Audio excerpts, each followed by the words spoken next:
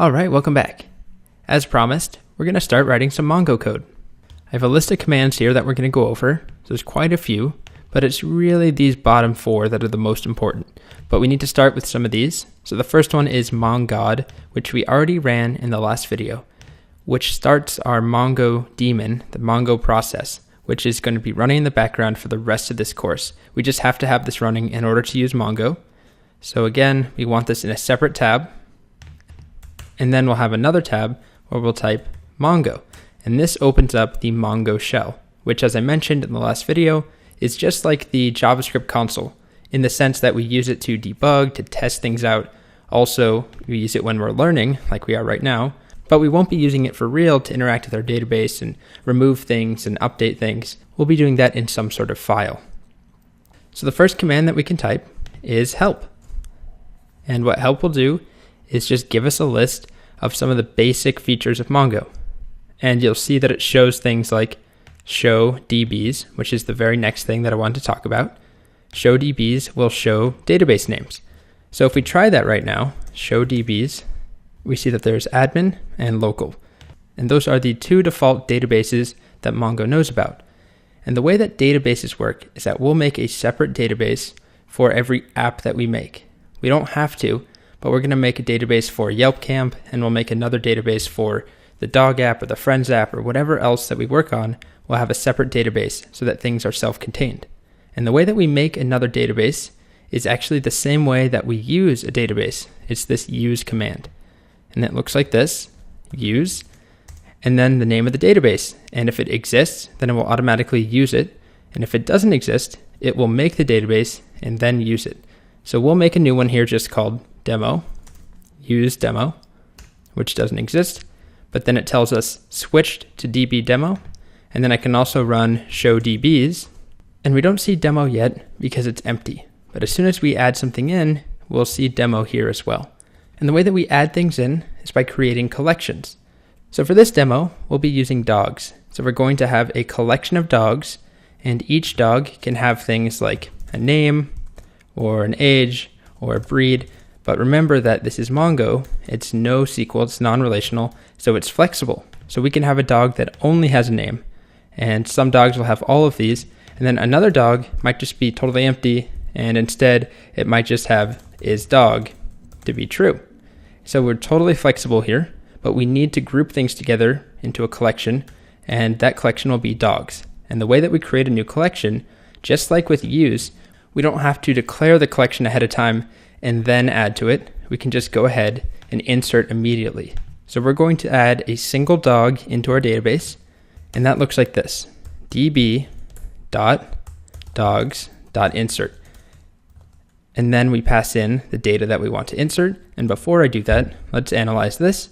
So db is referring to the db that we're on, which is demo. Dogs is the collection that doesn't exist yet, but it will in just a moment. And then insert is the command that will insert data into the dogs collection in this database, which is demo. So we're going to insert in an object, and this object will start very simple with name equal to Rusty and breed equal to Mutt. Just like that. And we can hit enter. And I got a syntax error because I missed my quote. So I'll go back and add that closing quotation mark. And now we get this message that says write result inserted 1. And to prove that the dogs collection was created, I can run show collections. And that shows me I now have the dogs collection. And if I want to now view all dogs in my database, we need to use find. And find works like this, db.dogs.find. And then if we don't pass anything, it will just automatically return all the dogs, everything in that collection. And we get this one dog back. So it has breed, it has name, and then it has this crazy looking thing, underscore ID, which is an object ID, which is a bunch of numbers and letters, hexadecimal here. And this is automatically assigned by Mongo. They're all unique. So if we add another one in, which we'll do right now, we'll add another dog, and this time we'll add in, keep a breed as Mutt, but we'll add name in to be Lucy and hit enter. And then if we do db.dogs.find again, you'll see that we end up with 2 dogs now, and each one has a unique object ID.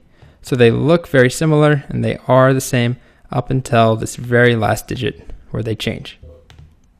And that unique ID is useful. Later on, we'll be using it to refer to specific dogs. Well, not dogs, but to specific items, specific campgrounds, or whatever the resource is that we're working with. So sometimes we only want to find a particular instance of a dog. So rather than finding all dogs or all of a particular resource, we want to find everything that has breed of mutt, or we want to find the dog with name equal to Rusty. And we can do that by using db.dogs.find, and rather than just hitting enter, we pass in an object. And let's say I want to find the dog where name is Rusty. I can do name Rusty, and when I hit enter, it will locate the dog or dogs that have name equal to Rusty. And you can see I get this single dog with name equal to Rusty. Now let's add one more in here who is not a mutt, and this one will be a poodle, and the poodle's name will be Lulu. And now if I do a db.dogs.find everything, I get 3 dogs, and if I do find where breed is mutt, just like that, I get 2 dogs because we have 2 mutts. We have Rusty and Lucy, but I didn't get Lulu because she's a poodle. Okay, so we covered inserting into collections and retrieving or finding what's also called reading. There's an acronym, CRUD, which stands for create, read, update, and destroy or delete. And we've done the C and the R, create and read. Now let's talk about how we can update particular dogs. Let's say that we figure out that Lulu is actually a Labradoodle instead of a regular poodle.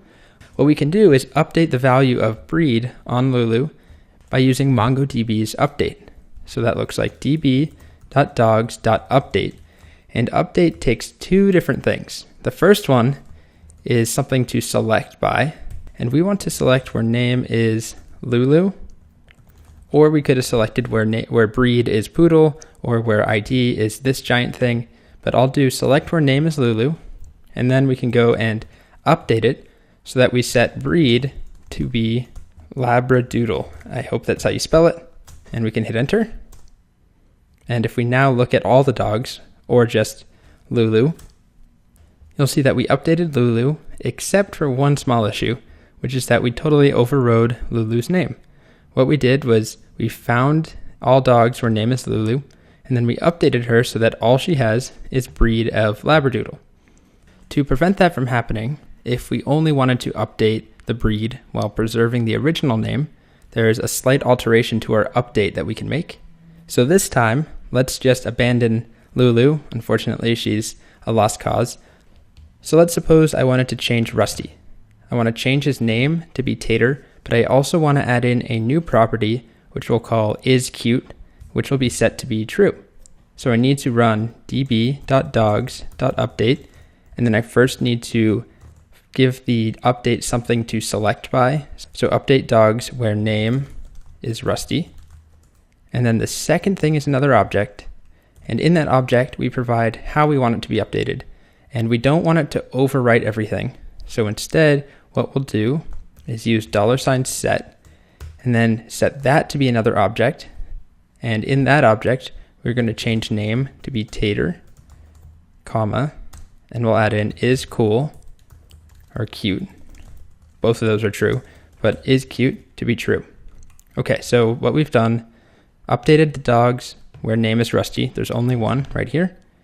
And then we use $set and provided an object to set. And what this will do is it will preserve breed as mutt. It won't completely eliminate it like it did with Lulu's name here. And if I hit enter, and now I look at all dogs, or just the last dog, db.dogs.find, you can see here's the dog previously known as Rusty, where we have name is Tater, breed is mutt, and isCute is true. So that was updating, which is the U in CRUD, create, read, update. Now the last thing to talk about is destroying, which in Mongo we use the remove command to accomplish. So we're going to begin by removing the dog previously known as Lulu. So we need to do a db.dogs.remove, and then we pass in the dogs that we want to be removed, and we want to remove where breed is Labradoodle, just like that. If I hit enter, once again, I forgot my quote. Now if I hit enter, and now we look at all dogs, we can see we're down to just 2 dogs. This dog is now gone. Likewise, if I tried to do the same thing, but instead of deleting where breed is Labradoodle, if I did where breed is Mutt, and I hit enter now, notice that it says right result, so the result of what we just did, removed 2. So let's check if that's true. db.dogs.find, and it's true, there are no dogs left. So remove will by default remove everything that matches whatever you provided. There is a way to specify how many dogs you want removed using .limit. It looks like this, and you can pass in if we only wanted to remove 1 or 2 rather than all of them. But by default, it will remove everything that matches. All right, so that's all we're going to do with Mongo for now. Let's just quickly wrap up. So mongod starts the daemon. We need it running in order to use Mongo at all. Mongo opens a shell, which is where we are right now, and we can quit there with Control-C, open it back up. Help, we won't use all that much, but I wanted to show it to you so you know it's there. Show DBs is important. It shows all the DBs that we have, and you can see our demo DB has now shown up. Then we have use, so we can use one of those DBs like demo, but we can also use the use command to create a new database and then use it. Then we have the 4 CRUD commands. So insert, we use to create something. Find, we use to find it or to retrieve it. Update is used to update something or edit it. And then remove is how we remove something. Okay, so that's it. In the next video, I'm going to show you how we can interact with MongoDB from inside of a JavaScript file.